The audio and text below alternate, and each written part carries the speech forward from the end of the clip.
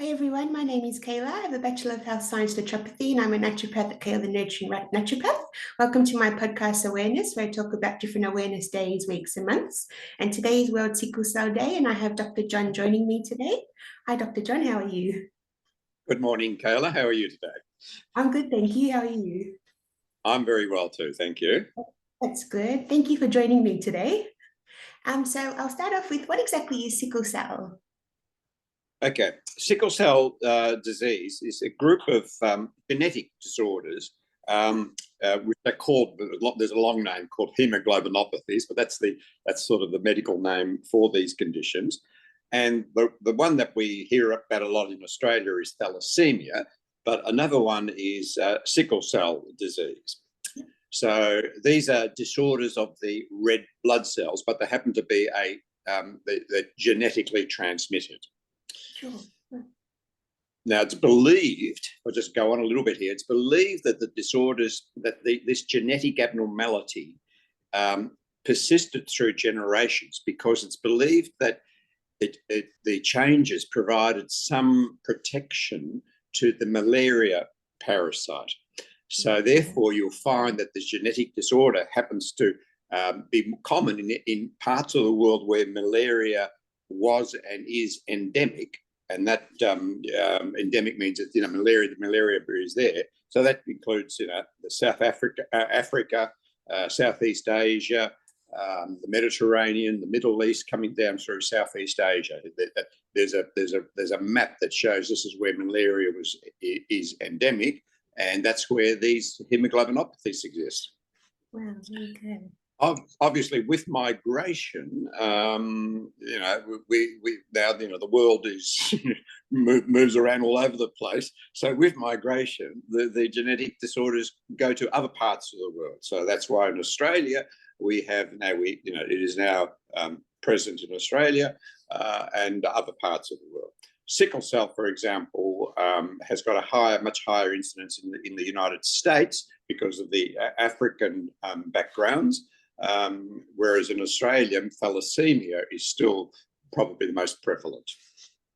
Interesting, thank you. So the causes, like you said, would be if you have the genetic trait.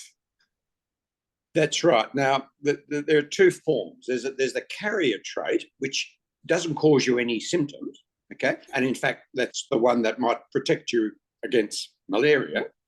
But then if both parents are carriers, then there is a 1 in 4 chance with each pregnancy that a child will inherit 2 genes and therefore get the more severe form. So, with each pregnancy, there's a 1 in 4 chance that can happen. There's a 1 in 2 chance that the child will be a carrier like the parents, and a 1 in 4 chance that it will have no abnormality, not even the carrier state. Oh, so, wow. but that's a chance with each pregnancy. Yep. Oh, wow. Very good. And diagnosis, how is it diagnosed? The diagnosis is a blood test. In the carrier state, it is an important thing that, individuals who are, potential couples who are contemplating pregnancy, that this be part of the normal screening that occurs during pregnancy. So, I think in most circumstances, doctors now will probably do a blood test that will pick up whether an individual is a carrier of thalassemia. So, for example, if the potential mother shows that she may be a carrier, then the partner will need to be tested to see if there's a risk of a child with the more severe form being conceived. Yes. Sickle. Now, so that's the sickle cell. That's the carrier state. Yep. Sickle cell, disease is that the child that is affected. That's a different scenario. In those circumstances, the individual has significant symptoms. They may present with anemia. They present with joint pain. They may present with because sickle cell disease can cause all different problems. The reason it's called sickle cell is the changes that it makes causes the red blood cell to take the shape of a sickle. And that results in it not circulating very well. So arteries, etc., become blocked, organs become damaged, and severe disease can occur as a result of that. Wow. And is there any treatment like for the sickle cell disease? Yes, there are sort of three stages of treatment. With sickle cell disease, if someone presents with lots of symptoms, there are drugs. There are various drugs that can be used to help with those symptoms. If they're very anemic, they can have blood transfusions, and sometimes these blood transfusions need to be on a regular basis.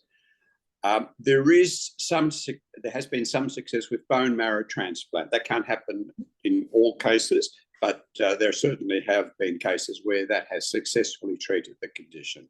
And there's always there's ongoing research for new drugs and medication.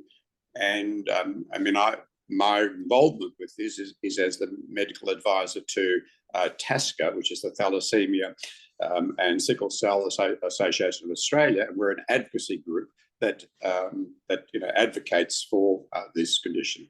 At present in Australia, we don't actually have good. We're beginning to have a registry of how much there is, but we certainly know that sickle cell now is becoming more prevalent with the changes in the migration pattern to Australia. Wow, very good. And is there any way like to prevent it, or it's just sort of having the blood test to see if you're a carrier and then sort of it's basically having a blood, and then if both partners are carriers, then we know that there is a risk of a 1 in 4 chance risk of the child with the more severe form being conceived. And that's the actual genetics of it is quite complicated, and I won't go into that now. There are different variations of the hemoglobin molecule, but in a nutshell, it's basically a blood test that should be done, as part of routine screening, prior to pregnancy, during, etc. That's a routine screening blood test, which is a normal thing you would do anyway, to make sure everything is okay. And then if it does happen to be that both partners, there may be a potential, well, then there are special centres, genetic counselling, etc., which can be offered. Awesome. And complications, like you said, would just be, maybe like the joint pain, or if they have low blood, having, like a iron transplantation, things like that. Is that right? Yeah, that's right. If the complications for sickle cell can be varied. It can affect basically most of the organs of the body, but the joint pain is one of the things that's very disabling. They can have quite severe joint pain. But fortunately, there are drugs now that help this. Obviously, if the patient becomes very anemic, they can have blood transfusions, but this needs to be done on a regular basis. And the drugs that can be used are there, but it's still a very serious condition. Of course, definitely. In the severe form. A carrier state, you may not have no symptoms whatsoever, and doesn't affect your health in any way whatsoever. If you don't have blood test, you wouldn't even know you've got it. So, right. Like many things we do now, there are genetic testing for lots of different things, but this is a blood test which can be shown up on it, because when you do an ordinary blood film, there can be some abnormalities which the pathologist will sort of say, well, look, this could be a thalassemia or one of the hemoglobinopathies. And is there anything else you wanted to recap or talk about that we haven't yet talked about? No, nothing other than this is something that is, not very well known, because it's something that we don't hear a lot about. The advocacy, like everything else now, like medicine, is changing. So any queries, any concerns like that, you suggest people can go to their doctor and talk about it. And the doctor will be able to deal with it, and if necessary, send them on to appropriate centres. Great. And so for further information and or to donate, should people go to Thalassemia and Sickle Cell Australia? Yes, that's correct. Yes, there is a website there, but don't ask me for it. But I'm sure you would have it there. But there is a website. There is a website, and you just got to go online and look for the TASCA website there. Awesome. And there's lots of information. Okay. Brilliant. Well, thank you for joining me today and making us more aware of sickle cell. I really appreciate you taking the time. Thank you. And thank Goodbye. you to everyone for Bye. listening and joining in. Thanks. Okay. Bye. Bye.